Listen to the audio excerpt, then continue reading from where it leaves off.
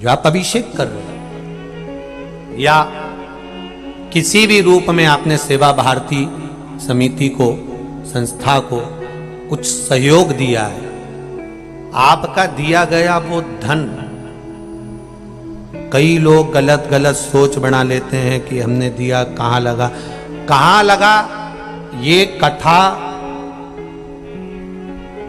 पहले भी कहा, आज फिर कह रहे हैं, कोई अगर गलत कर्म में डूबा हुआ है, उस गलत कर्म से निकालकर सब को जोड़कर उनकी अच्छी विद्या, उनकी अच्छी शिक्षा, उनकी औषधि, चिकित्सा और उनके उत्थान के लिए एक कार्य रखा गया। और आपसे निवेदन रहेगा, इस कार्य में बढ़ चढ़कर हिस्सा लीजिए। यह नहीं कि अपना समर्पण का मुख करो और उससे एक नहीं, हम तो कहें कि जहां जहां पर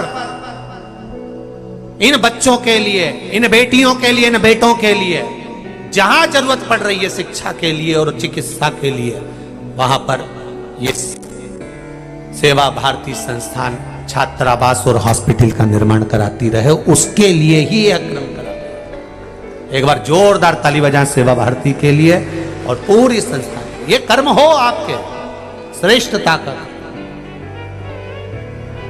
तो मैं निवेदन करूंगा जो अभिषेक में बैठ रहा हूं उनसे कि शिव जी का जब अभिषेक कर दें, पूरा की पूरा अभिषेक कर दे, तब शंकर भगवान का थोड़ा सा श्रृंगार करा करो, थोड़ा सा श्रृंगार करो। उस श्रृंगार का फल आपको मिलेगा जरूर, आपको प्राप्त जरूर।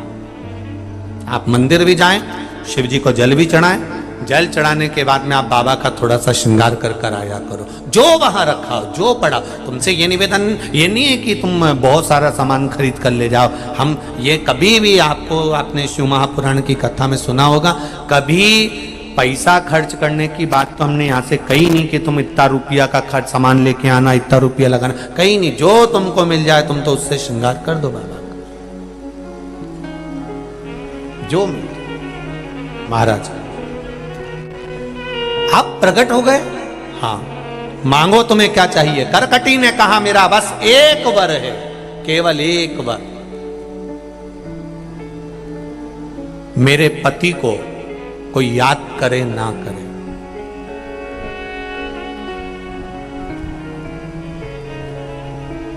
लंकाधिपति रावण को कोई याद करे ना करे,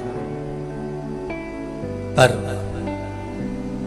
इस वंश की उत्पत्ति जब हो और मेरे गर्भ से अगर कोई बेटा हो और वो बेटा आपकी सेवा करे ना करे, पर मेरे बेटे के नाम से आपका नाम जुड़ा हुआ हो, मैं बस इतना चाहती हूं। शिव जी से वर मांगा है, मेरे बेटे के नाम से आपका नाम जुड़ा हुआ हो। शिव जी ने ऐसी कृपा कर दी, ऐसी करुणा कर दी कि बाबा देव अधिदेव महादेव ने क्या कहा। पार्वती जी बोली, रे करकटी, तेरे गर्भ से एक बेटे का जन्म होगा जिसका नाम भीम होगा। वो भीम का संहार, वो उपद्रव बहुत मचाएगा, क्योंकि असुर की संतान है, राक्षस की संतान है। आप अगर मना भी कर देंगे कि उधम मत मचाना, गलत काम मत करना, ये मत करना, तुम कितना ही प्रयास कर लो, जो राक्षस की संतान है वो करे बिगर मानेगी क्या? मानेगी?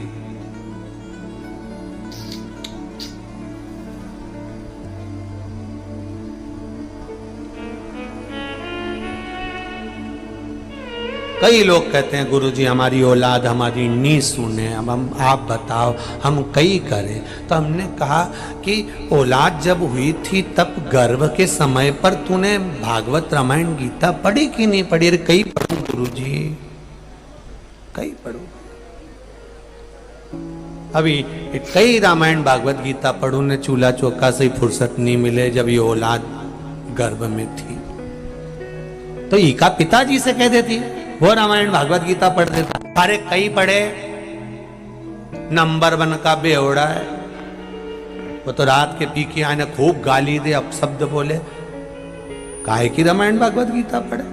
तो एक काम करती, सास ससुरा जी से बोल देती रामायण भागवत गीता। नहीं वो बोलूं तो सारी, पर वो तो कह गए घर का काम करी ले, हो गई रामायण सारी।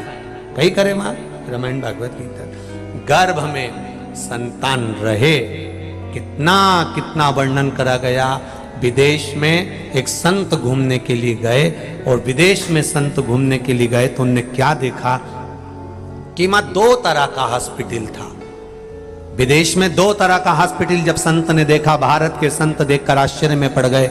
इस हॉस्पिटल में अंदर गए, उन्होंने देखा यहां नॉर्मल डिलीवरी होती है, उसका शुल्क 5 लाख रुपए लगता है। काय का? जम के बोलो जरा।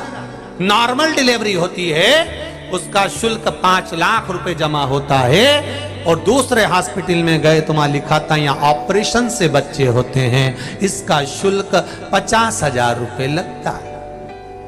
संत को चक्कर आ गए, उसने सोचा ऐसा क्या है कि नॉर्मल डिलीवरी और ये ऑपरेशन की डिलीवरी। तो उसने पूछा कि यहाँ और यहाँ में क्या अंतर है। तो उसने कहा ये नॉर्मल डिलीवरी का हॉस्पिटल है, यहाँ पर जो तुम्हारे घर की बहू बेटी होगी उसको एक कमरा दिया जाएगा, कमरे में एक चूल्हा रखा होगा, फुकनी रखी होगी, चिमटा रखा होगा, तवा रखा होगा, सारा सामान रखा होगा, आटा पीसने के लिए चक्की रखी होगी, सारा सामान रखा है, सूपड़ा, झाड़ू सब रखा है। बस नॉर्मल डिलीवरी अगर कराना है तो 5 लाख रुपए जमा करो, एक कमरा लो, उस कमरे में आप झाड़ू लगाओ, पोछा लगाओ, अपना बिस्तर बिछाओ, खुद बनाओ, खाओ, अच्छे से बर्तन मांज के रखो, झाड़ू पोछा करते रहो, बस 5 लाख रुपए इसी का जमा होगा और तुम्हारी नॉर्मल डिलीवरी की गारंटी हमारी है। और ये सामने का जो हॉस्पिटल है इसमें 50,000 रुपए जमा होते हैं, ऑपरेशन से बच्चा हो जाता है,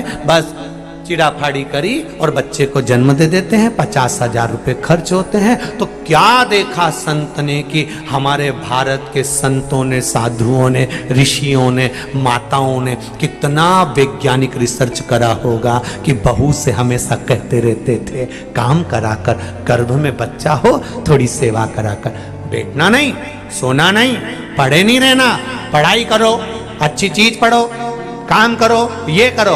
पर आज के जमाने के डॉक्टर एक ही बात कह देते, बेड रेस्ट, दिन भर पड़ी रहो, टीवी देखती रहो, टीवी में दिन भर कहीं की ना कहीं की रोतली भाई रोती मिले। नाटक में तुम एक नाटक बता दो जिसमें कहीं का बहुत दिन तक मुस्कुराता दिखे, पूरे नाटकों में कहीं की ना कहीं की रोती मिले 24 घंटा। तो औलाद भी ऐसी पैदा हुई कि गोदी में रखो तो चुप, नीचे सुलाओ तो पे पे करे। औलाद भी ऐसी पैदा हो। कई लोग के पर माताएं भी कह देती हैं बूढ़ी बूढ़ी, हमारी भी औलाद थी 5-5, 4-4, खिला दो पिला दो पटक दो खेलती रहे। और एक तेरी औलाद 24 घंटा पे पे करे। अब उनको कौन बताए? कुमकुम भाग देखा है, कौन बताए कि ये सीरियल देख के पैदा हुई है? इनको कौन समझा? लोग देखा नाटक, तो वो भी नाटक करे। और बड़े लोगों से कहो कि भैया तुम कथा सुनो, सत्संग सुनो, नहीं सुने। एक डोकरा बुढ़ा आदमी गोदी में बच्चे को लेकर घूम रहा था, बच्चे को गोदी में लेकर घूम रहा है।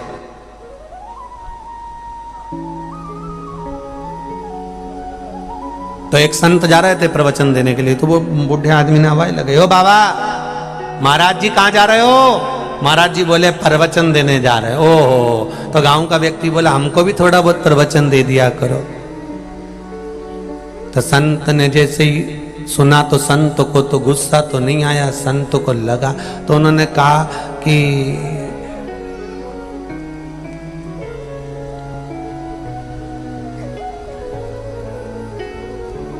हमको प्रवचन की क्या जरूरत है, तुम्हारी गोदी में जो बच्चा बैठा है ना यही पूरा प्रवचन दे देता है। ये कैसे प्रवचन दे देता है? रोज कहता है बाबा जी बाबा जी बाबा जी, मतलब अब उम्र हो गई है, बाबा बन जाओ, इससे बढ़कर और क्या प्रवचन चाहिए? तो इतने में गांव का व्यक्ति भी बड़ा चतुर था, उसने कह दिया देखो महाराज, मेरा मन तो खूब करता है छोरा के बाबा बन जाओ, तो बाबा बनने का मन तो करता है, पर छोरे के छोरे को लेता हूं तो कहता है बाबा जी, और जैसे ही मन में आता है बाबा बनने का और छोरी का छोरा गोदी में आता है तो कहता ना ना ना ना ना ना। तो मेरे को तुरंत चेंज करना पड़ता है, इसलिए मैं बाबा ही नहीं बन पाया। वो ना ना शिव कथा कह रही है।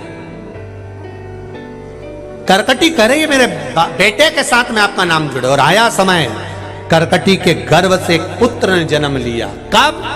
जब कुंभकर्ण मर चुका है, तब कुंभकर्ण के मरने के बाद करकटी के गर्भ से, जब कुंभकर्ण था तब गर्भ ठेर गया था, और गर्भ ठेरने के बाद कुंभकर्ण के प्राण चले गए जाने के बाद अब करकटी के गर्भ से बेटे ने जन्म लिया जिसका नाम भीम था। उस भीम ने बड़े होकर अपनी मां से एक दिन पूछा।